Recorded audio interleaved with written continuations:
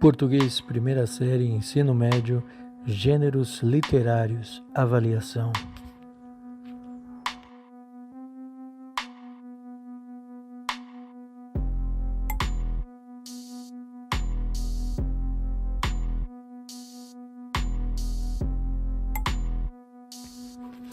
O soneto é uma das formas poéticas mais tradicionais e difundidas nas literaturas ocidentais e expressa quase sempre conteúdo, letra A, dramático, B, satírico, C, lírico, D, épico e cronístico.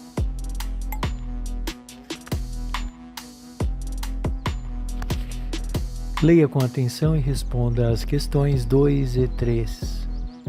Torce, aprimora, alteia, lima a frase. Enfim, no verso de ouro engasta a rima como um rubim.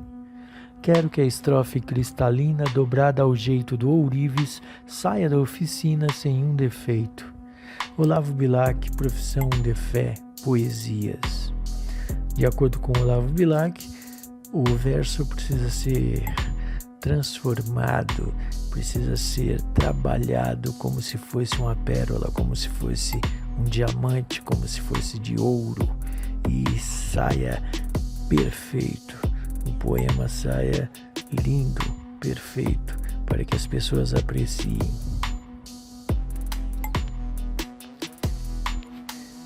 Nos versos acima, a atividade poética é comparada ao lavor do ourives, porque, para o autor, A poesia é preciosa como um rubi. B, o poeta é um burilador. C, na poesia não pode faltar a rima.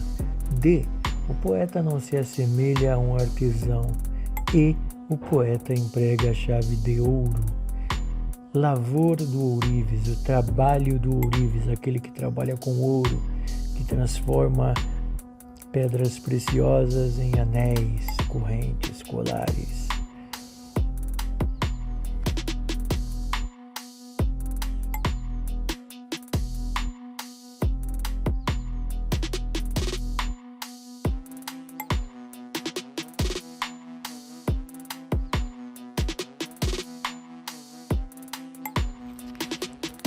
Pode-se entender do texto que, para Olavo Bilac, o ideal da forma literária é A, a libertação, B, a isometria, C, a estrofação, D, a rima e a perfeição.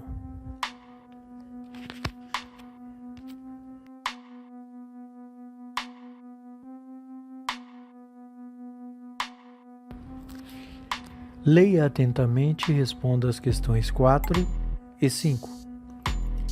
Penetra surdamente no reino das palavras. Lá estão os poemas que esperam ser escritos. Chega mais perto e contempla as palavras. Cada uma tem 1000 faces secretas sob a face neutra e te pergunta, sem interesse pela resposta, pobre ou terrível, que lhe deres. Trouxeste a chave? Carlos Drummond de Andrade, Procura da Poesia. As palavras têm um reino e é fácil aproximar-se e contemplá-las. Todas elas têm 1000 faces, são secretas e todas te perguntam, mas não se importam com o que você vai responder. O que importa realmente é se você trouxe a chave para desvendá-las. Os trechos do poema acima representam A, um conselho ao jovem poeta para que observe as regras da gramática. B, um convite para explorar os valores virtuais e imanentes das palavras. Imanentes inerentes, que fazem parte. C, um apelo para que as pessoas somente façam poesia quando de posse da chave de ouro. D, a valorização do dicionário para o conhecimento das palavras e uma colocação cética quanto à inacessibilidade da poesia. Cética que não acredita que a poesia seja inacessível.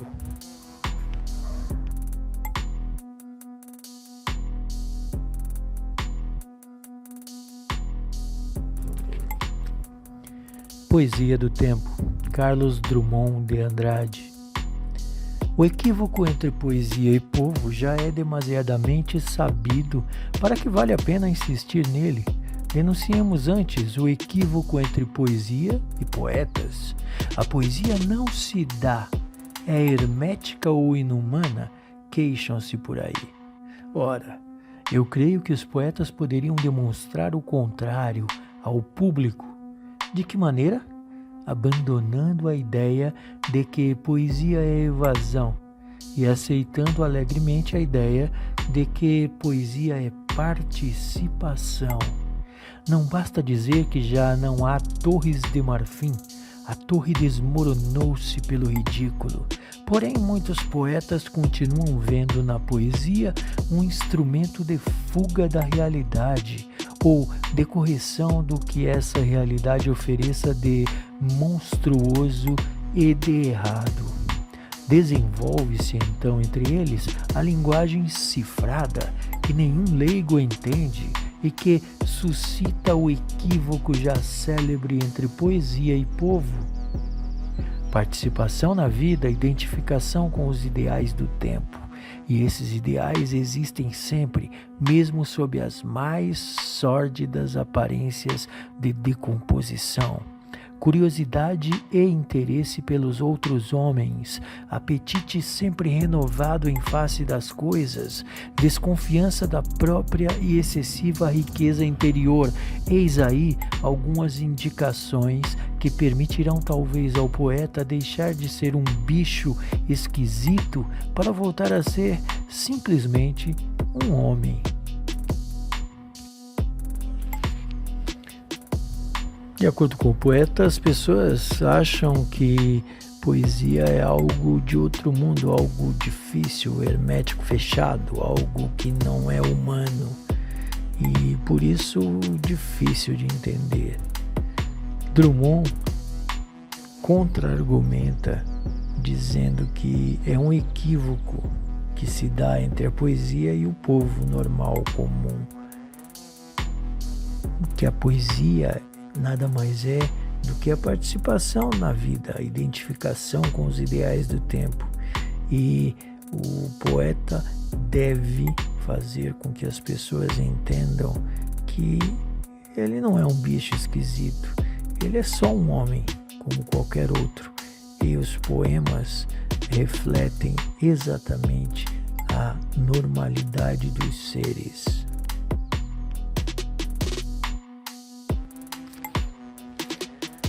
Qual a acepção de hermética? O significado da palavra hermética. Letra A, estética. Letra B, difícil. Letra C, ambígua. Letra D, ética. Letra E, impenetrável.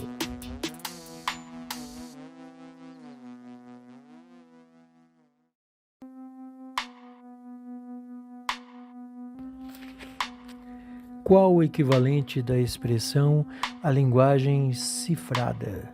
Letra A, a linguagem numérica. B, um código. C, a linguagem das cifras. D, a linguagem objetiva. E, uma ambiguidade.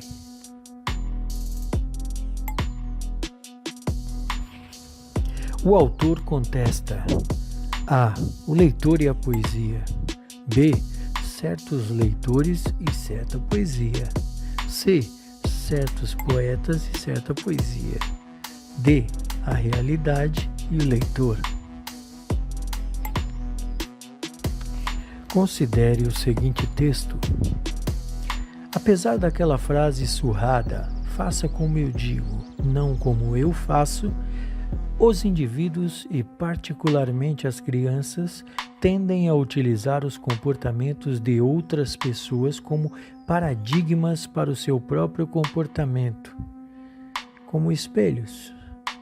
Decorre daí que o processo de formação do leitor está vinculado, num primeiro momento, às características físicas, dimensões materiais e sociais, interações humanas do contexto familiar, isto é, presença de livros, de leitores e situações de leitura que configuram um quadro específico de estimulação sociocultural.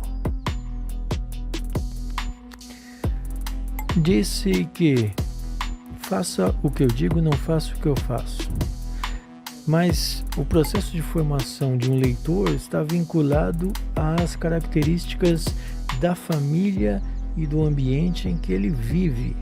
Portanto, se você vive em uma família em que as pessoas costumam ler, gostam de ler, há a presença de livros, você será automaticamente um leitor, uma pessoa que gosta de se informar, conhecer e se especializar. Em caso diferente desse, você não se tornaria um leitor.